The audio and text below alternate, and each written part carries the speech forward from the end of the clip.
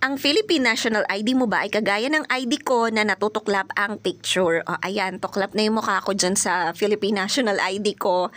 And dito sa likod ay malapit na ring mabura yung mga details. So nauna nang medyo mabura yung barcode, tapos mukhang kasunod na tong QR code.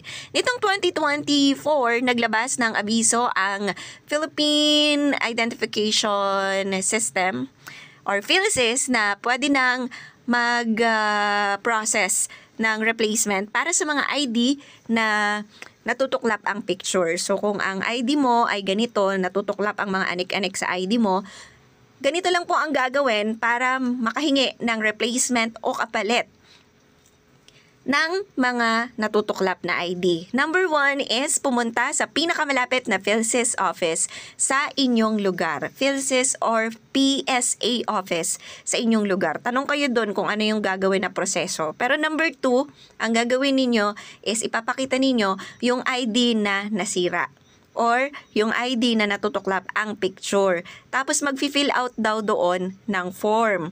Pagkatapos mag-fill out ng form, ay isa-surrender itong ID doon mismo sa PhilSys office. And then, dapat active at hindi mawawala yung number na ibibigay natin sa kanila, yung cellphone number na ibibigay natin sa kanila dahil iti-text nila tayo kung kailan natin pwede makuha yung Philippine National ID natin na bago. Ito ay libre, free. Libre po ang pagpoproseso nito dahil hindi naman natin kasalanan kung bakit natutuklap ang muka at mga detalye sa ID natin. Ang tanong lang is gaano ba katagal ang proseso nito? That we don't know yet. Hindi pa natin alam kung gaano katagal yung proseso at kung PVC o National ID card mismo ang ibibigay, hindi yung parang Xerox copy lang.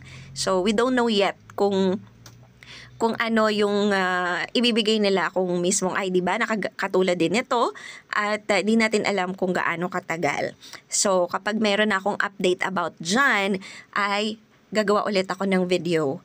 Pero pwede namang wag mo nang antayin yung video ko, pumunta ka na sa pinakamalapit na PhilSys office sa inyong lugar dahil libre naman yung pagpapapalit ng mga natutuklap na national ID. Libre naman yung paghingi ng replacement, so pwede mo nang simulan yung paghingi ng replacement. Punta lang sa pinakamalapit na PhilSys office in your area.